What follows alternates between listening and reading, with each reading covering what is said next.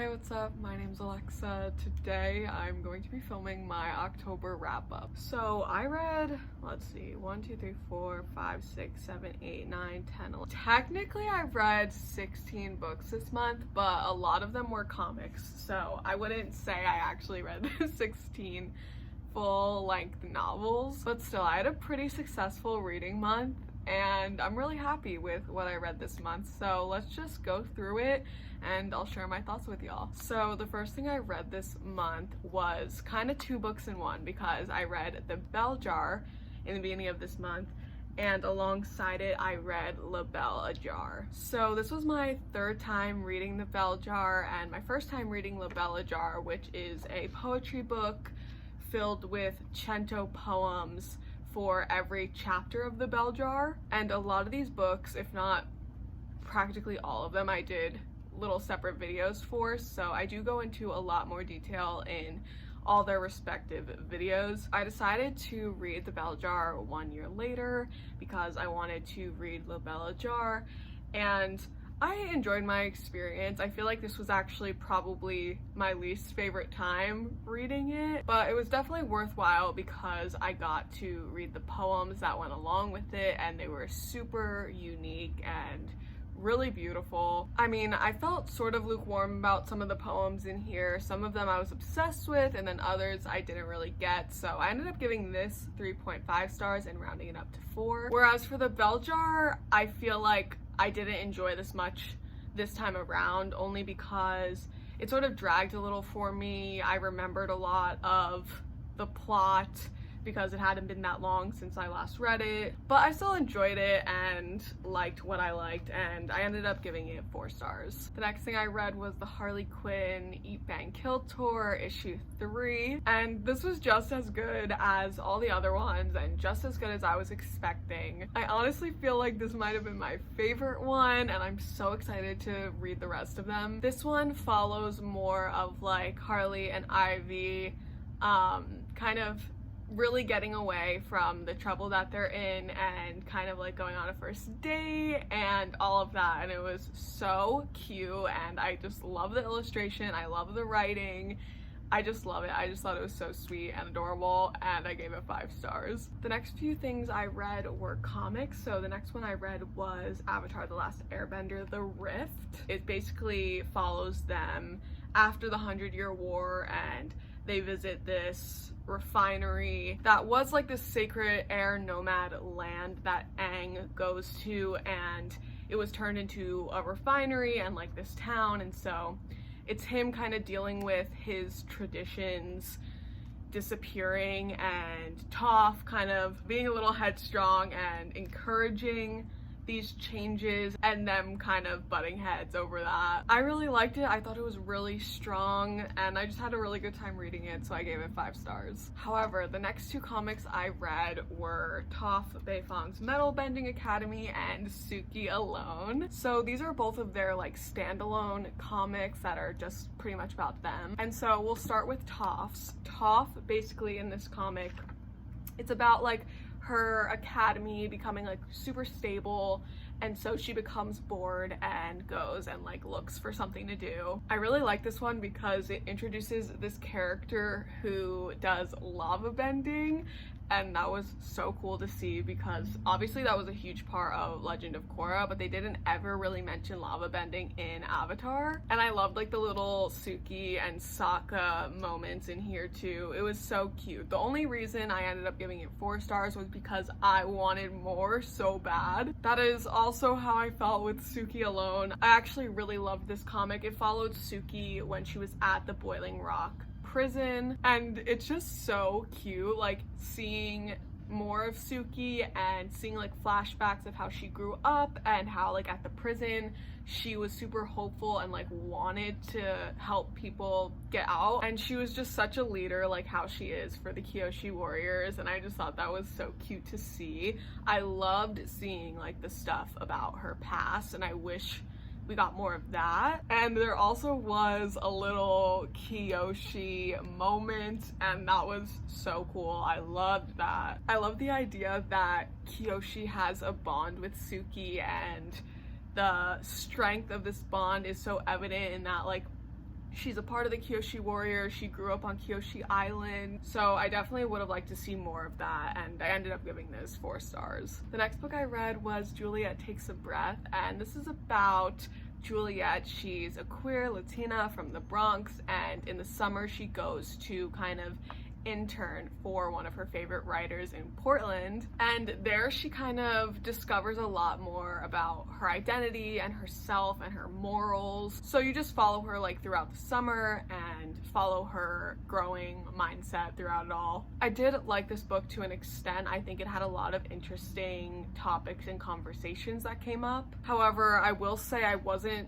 the biggest fan of the stream of consciousness writing. I just wasn't super into that. And I do feel like what I liked definitely was hindered by the little nitpicky things I didn't like the pacing and stuff like that. And we also follow this really great main character who's still learning about herself, is queer, and talks about that and talks about figuring that out for herself, and her relationship with her girlfriend, and her falling out with her girlfriend, and her finding a new person she's interested in. So it's very fun and sweet and lighthearted, and I ended up giving it 3 stars. The next book I read was The House on Mango Street, and honestly this book kind of fell flat for me. So this basically follows our author recounting moments and people from her childhood while she's living in the house on Mango Street. This just didn't personally draw me in as much as I thought it was going to. I didn't find myself really connecting with any part of it. What I did like in the beginning of the book was her mentioning how she like really dreamed of having a house of her own,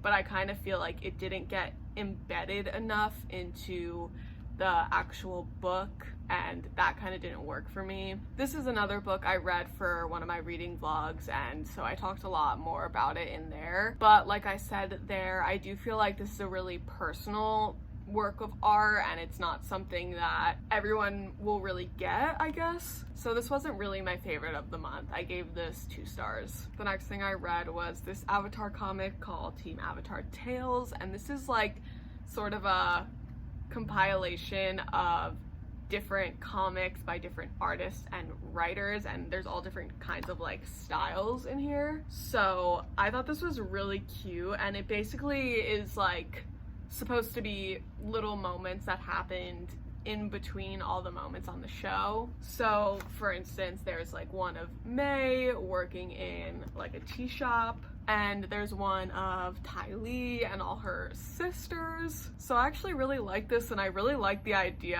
of combining different artists and writers, and I just thought it was really cute. When I was looking at Goodreads reviews, so many people were like, this makes no sense, this doesn't fit into the universe. Like, people were hating on this, but I honestly just thought it was really cute and I liked it, and I don't know, I gave it 5 stars because I just didn't really see anything wrong with it. I thought it was really sweet, and I liked all the in-between moments and getting to see that. The next book I read was Mexican Gothic, and I really enjoyed this one. I just really liked the setting and the atmosphere. It was just so good. And basically, if you don't know what this is about, it's about this girl Nomi going and visiting this house called High Place, and she's visiting this house because it's where her cousin and her cousin's husband and her husband's family lives. And shortly after getting there, she realizes that her cousin is definitely not being taken care of in the right way,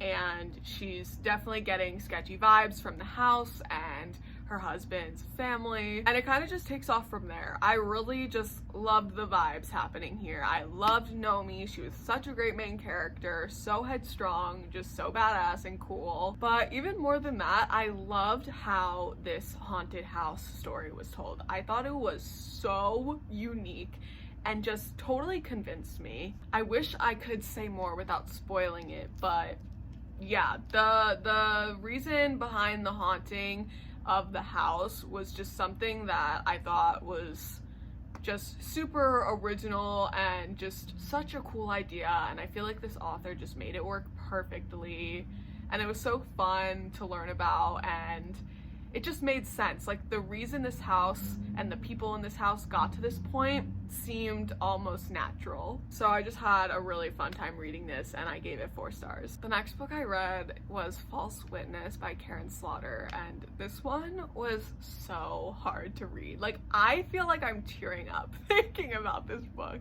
So I listened to this book on audio, and this was such a good book that, like, on audio I paid attention so closely, which I feel like I usually don't do with audiobooks. Like, things go over my head a lot of the time. However, with False Witness, I was very engaged. To kind of sum up the plot, it's about these 2 sisters, Lee and Callie, and it follows them in their adulthood after they're kind of being targeted by someone they knew when they were younger. It's honestly really hard to explain a lot of what the plot's about. Let me see if I can, like, read the little blurb and if it makes more sense on Goodreads. Okay, so I'm just gonna read some of this. It says, Lee has worked hard to build what looks like a normal life. She has a good job as a defense attorney, a daughter doing well in school, and even her divorce is relatively civilized. Her life is just as unremarkable as she'd always hoped it would be. But Lee's ordinary life masks a childhood which was far from average, a childhood tarnished by secrets, broken by betrayal, and finally torn apart by a devastating act of violence. But now the past is catching up. A case lands on her desk defending a wealthy man accused of rape. It's the highest profile case she's ever been given, a case which could transform her career if she wins. But when she meets the accused, she realizes that it's no coincidence that he's chosen her as his attorney. She knows him and he knows her. More to the point, he knows what happened 20 years ago and why Lee has spent 2 decades running. If she can't get him acquitted, she'll lose much more than the case. The only person who can help her is her younger, estranged sister, Callie, the last person Lee would ever want to ask for help. But suddenly she has no choice. Well, yeah, that pretty much sums it up. I would just say, if you're thinking about reading this book, look up the content warnings. It is heavy. It is a really heavy book. I think it perfectly tied in this legal drama with this bond between these 2 sisters, and the characters were just so real to me. The sister relationship in this book was just so strong, and I just felt so strongly for both of them, especially because they both had really traumatic pasts and they just really found comfort in one another. And it was constantly keeping me on my toes. Like, I always wanted to know what was about to happen, and even if, like, at points it was a little predictable, it was just very interesting. And there was, like, a little plot twist that might have been obvious to other readers, but I did not see it coming at all. And the ending literally broke my fucking heart. Like, I literally can't even think about it without tearing up. I'm being so serious. I was in the school library as I was listening to the end of this book, and I was just sobbing. I was literally just crying, and I just, like, couldn't stop crying, and I was just, like, I was an emotional wreck. It was so sad. I almost feel, like, mad about the ending, even though I do feel like it made sense in the story. Like, it totally made sense in the story, but it literally makes me so upset. She did such a good job at making you care about the characters, like, so much, especially the sisters. I cared about them so much, and it was really sad to see their childhood and their past and how their past affected them in their adulthood. It was literally devastating, especially for the character Callie. Callie definitely got a little more of the brunt of the trauma in her childhood, and she became an addict later on in life, and so that's just, like, really sad to follow along with. And so, you know, that's just another thing piled on top of all the other really, really heavy topics in this book that is just really sad to watch, quite honestly. So this book was a lot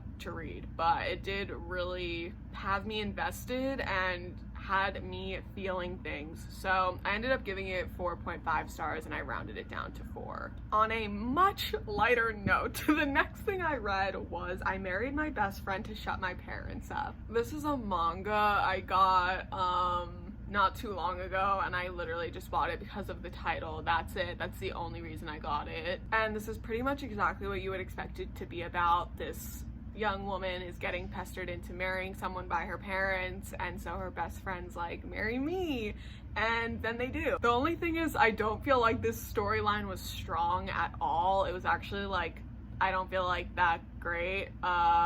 It was strange because her best friend suggested it and she wasn't totally on board at first, and then she agreed, and then she was like weirded out that her best friend was gay, and I was like, that's not how, like, this was supposed to be fun. And then towards the end, it just got kind of random. Like, at the end, it showed how they met for the first time, and I don't know, it just kind of didn't make much sense to me, so I thought it was fun to read. I just didn't really think it was that good, so I ended up giving it 2.5 stars, and I rounded it down to 2. The next thing I read was Harley Quinn and Poison Ivy. This is the full title of the anthology, I guess. It's actually 6 issues, but I just logged it as the full anthology, and I thought this was fun. It basically was about, like, Ivy. I don't know how to explain it, but she kind of, like, got destroyed. How else do I say that? Like, she's, you know, she's a plant, so she, like, kind of died in a way, and then Harley's, like, trying to, like, bring her back to life, but the ending, it didn't really work for me. And I read a lot of reviews and everyone was like, why did they pull a no homo at the end? And honestly, I couldn't agree more. And I'm just gonna say kind of what happens at the end. If you're worried about spoilers, then maybe don't watch this part, but at the end, they basically find out that the Ivy Harley was with the whole time was like like separate Ivy and not like the real Ivy, which I feel like didn't really make much sense, but I don't know. It was fine. It was whatever. I had a good time reading it, like, for the most part. I really liked it. Like, it was just kind of, the ending was like weird to me, but I did end up giving this 4 stars, and I did really love the art style in this one a lot, and I liked that even though it wasn't explicit that they were dating or they were girlfriends, it was heavily implied in this issue, so I thought it was decent. I thought it was pretty good. I liked it. The next book I read was These Witches Don't Burn, and I liked this book a lot. We follow this main character, Hannah, and she's a witch. She lives in Salem, and she's about to be a senior in high school, and it kind of just follows her as she gets back from this trip in New York where something had happened with her and her ex-girlfriend. They ran into what's called a blood witch, and it's not explicitly stated what had happened, but they ran into some trouble, and it just really shares in her journey about her and her ex-girlfriend breaking up and her ex-girlfriend wanting to get back with her, as well as the fact that her and her ex-girlfriend are a part of the same coven, and that her and her family are a part of the coven. Her grandmother is actually like the head of the coven, and I really liked learning about the magic system in this book. I thought it was so cool about how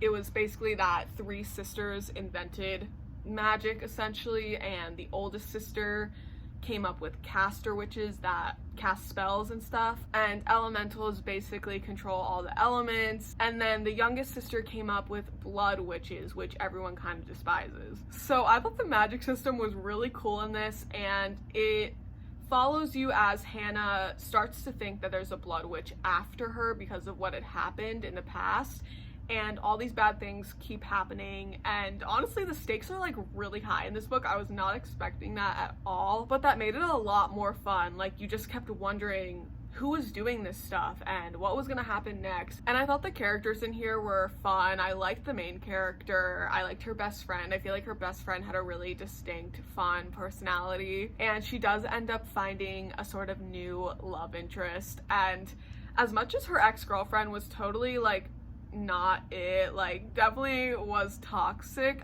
I found like the relationship of her and her ex and her and the new girl that she starts to like fairly interesting. I thought it was like a good, I don't know, it was a good mix of relationships and plot, and like I don't know what it is about me, I'm just like not good at guessing plot twists these days, because I had no idea what was coming at the end. I was so shocked. I was so genuinely shocked. Like, my jaw dropped So I really like this. I ended up giving it 4 stars, and I totally plan on reading the next book. I need to order it as soon as possible. I don't know why I haven't already, especially just because like this definitely ends on not a cliffhanger, but you definitely can tell that there's more to this story. So I'm super excited to keep going with this series. Now, the last book I read this month was Pet Sematary by Stephen King. I thought this was fun. This was my first Stephen King I've ever read. I read it fairly quickly for like the length of it. I read it in like 5 days, but I feel like that's just because Stephen King's a good storyteller. Like, I was really captivated by this book. I liked following this young new family in this strange town. It just definitely had creepy, eerie, and spooky vibes. I do feel like there was a bit of rambling that happened in this book, or at least just a bit of plot that didn't feel super necessary. While I found it really creepy, especially towards the end, I wish it had been that creepy the whole time. You know what I mean? I thought this concept was really cool though, and it definitely kept me wanting to keep reading. I do think like the deeper meaning of this book and the whole conversation about death was really interesting. I will say I don't really know how I feel about the ending. I just finished this, so I haven't even rated it yet. I feel like if I'm going to rate it, it's gonna be like a 4 star, possibly like 3.5, 4, something like that. Only because the ending left me wanting more, like a lot more. And it made me feel like so much of the middle could have been taken out to add more to the end. I just couldn't really find myself happy with that ending. Like, I want to know what happens after the ending. Like, how am I supposed to ever know? Like, no, I just have to sit here and live with that. Anyway, I did have a good time reading this nonetheless. I'll probably give it somewhere around 4 stars. But that is all for my October wrap up. I feel like I had a pretty good reading month. I definitely found a few new faves, and I definitely read a good amount of like thriller, mystery, spooky books this month, so I'm definitely happy about that. Please let me know if you've read any of these books and your thoughts. I would love to know and chat with y'all, and let me know what you read this October. What was the spookiest, most thrilling book you read, if you read any spooky books. That is all for now. Thanks so much for hanging with me, and I'll see you very soon in my next video. Bye! Whoa.